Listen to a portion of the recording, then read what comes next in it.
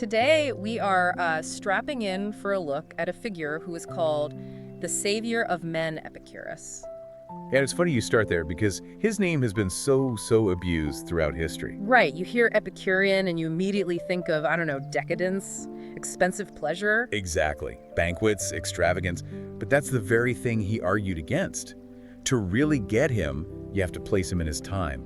I mean, Epicurus lived from 341 to 270 BC. During an age of just terrifying chaos. Terrifying is the right word. I mean, this is the period right after Alexander the Great.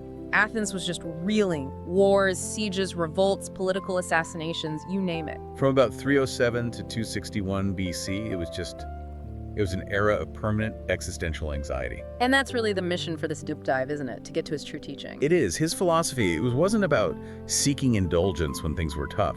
It was about building an inner fortress against the chaos. His whole goal was the pursuit of ataraxia. Which is what exactly? It's tranquility of the spirit. That, plus health of the body, it was about finding peace when the world outside was, literally burning down. So how did he structure this this defense mechanism? He had a very clear roadmap, which he just called philosophy, and he broke it down into three parts. First, you had physics, the study of nature. Because you have to know how the world works. Exactly. Then canonics, which is about how we know things, how we get reliable knowledge. And finally, the whole point of it all, ethics, the purpose of life itself. Okay, but you're saying to understand his ethics, we have to start with the man himself. We have to.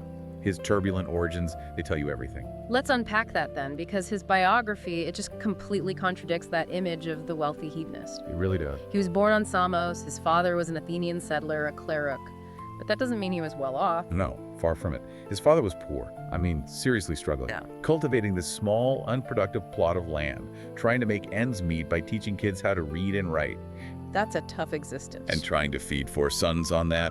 It makes you think of that old Euripides quote, "Wicked poverty will stifle the truth of a name."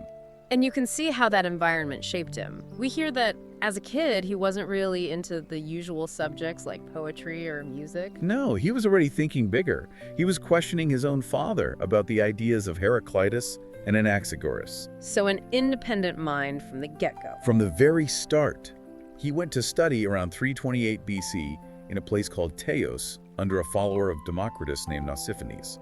And this is a really crucial point. Democritus and his atomism. Yes, that heavily influenced Epicurus. But his relationship with his teacher, Nausiphanes, it soured fast. This wasn't just some respectful disagreement. Not at all. Epicurus later called him a vile man in his writings.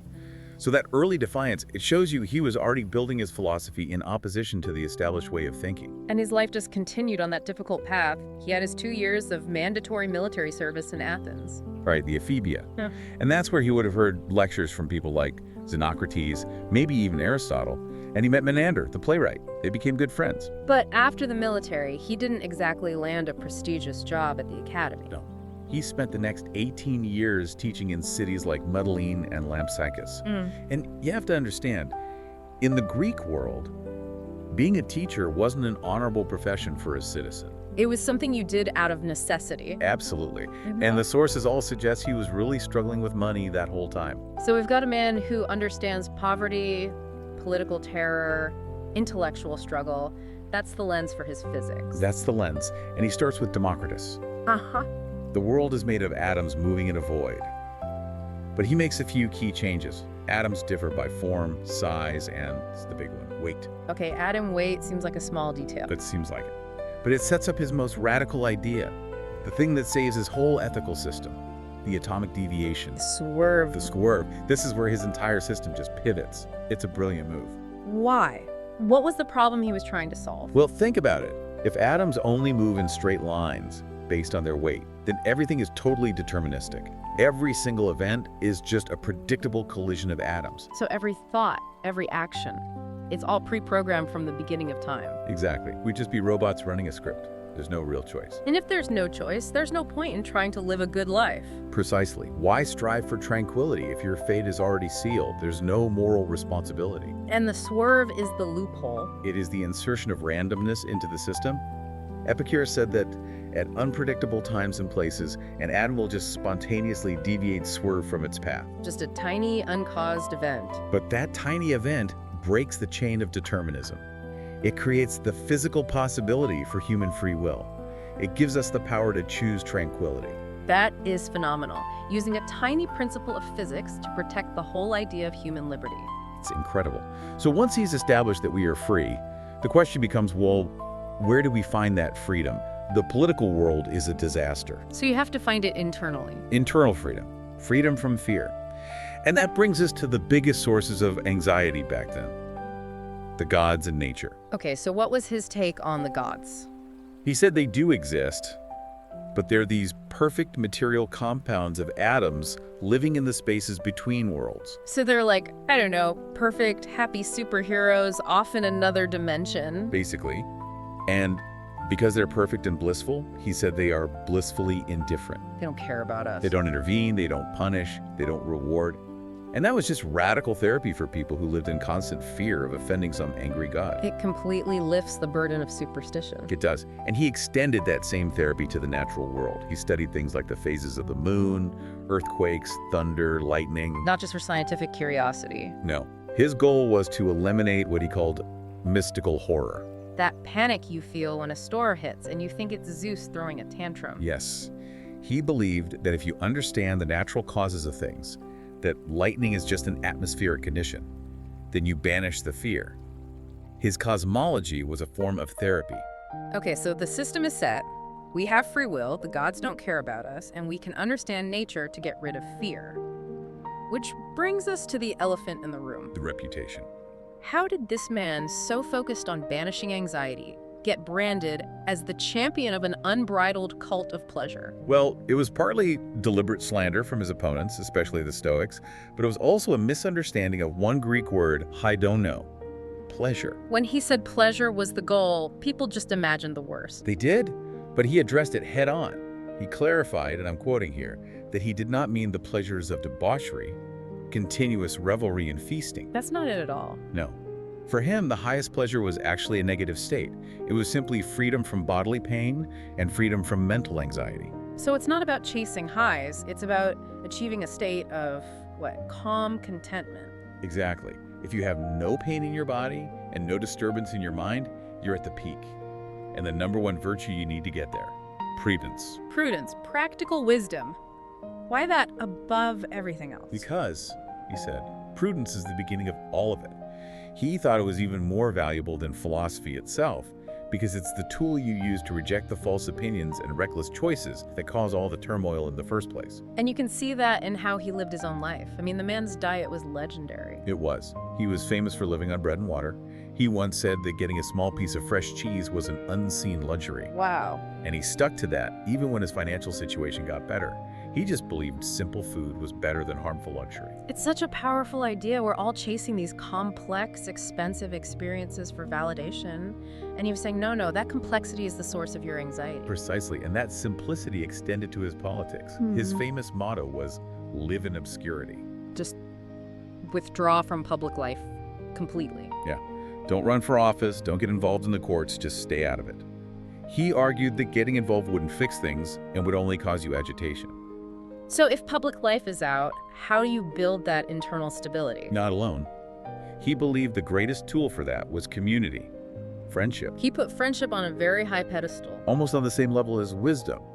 He said, a noble man is most concerned with wisdom and friendship. For him, it was about sharing necessities, simple pleasures. He said it infinitely increases the pleasure of living. And the community he built was incredible. There are accounts that after he died, his followers were so numerous they could be counted in whole cities. That kind of loyalty doesn't come from casual friendships. It's forged in shared hardship. It was a lifeline.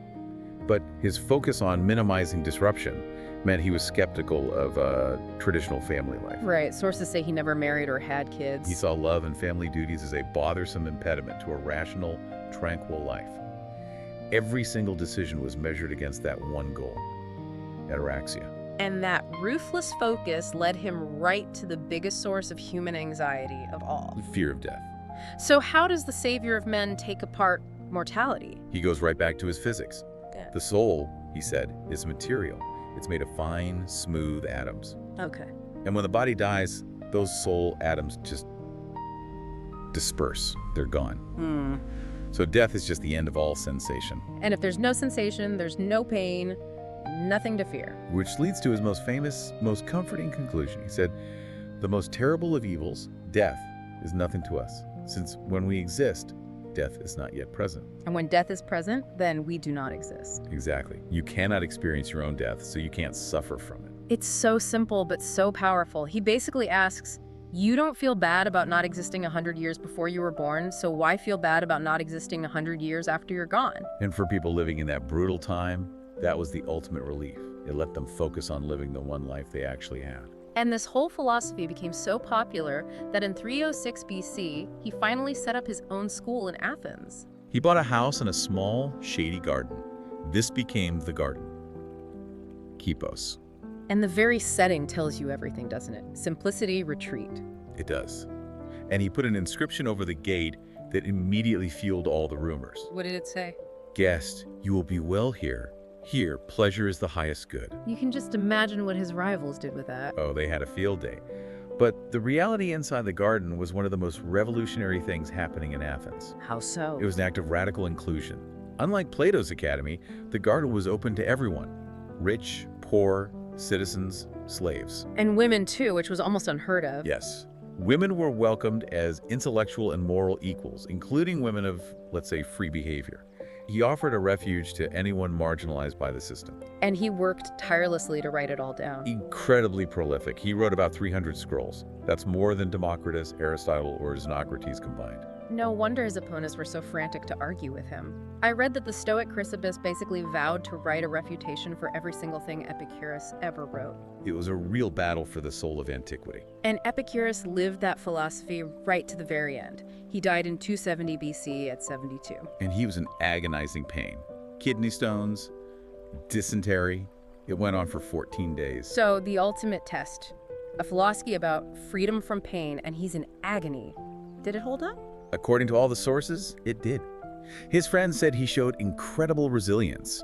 He'd lie in a hot bath to soothe the pain, drink some unmixed wine, and just spend his last hours reminding his friends of his teachings. Incredible. His final advice was basically the summary of his whole life's work.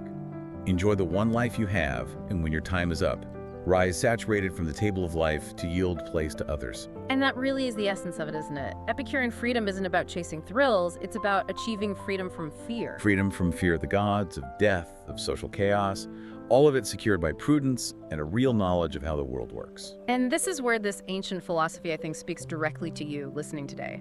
Epicurus built this system to remove anxiety during one of history's most violent eras. So you have to ask yourself, what anxieties can you remove by embracing a little simplicity, by understanding the real causes of things instead of getting swept up in panic? If you could find tranquility then, what's possible for us now? To leave you with one final thought on all this, despite his own early struggles with poverty, Epicurus said that if we do manage to get wealth, we should easily share it to acquire the goodwill of those close to us. So if this man, who valued freedom from want so highly, still prioritized friendship and community over hoarding his resources, what does that tell us about the true cost and the true value of finding real, lasting tranquility? Think about that as you navigate your own world. Join us and keep your curiosity well fed. Who knows? The next video might be exactly what you didn't know you needed.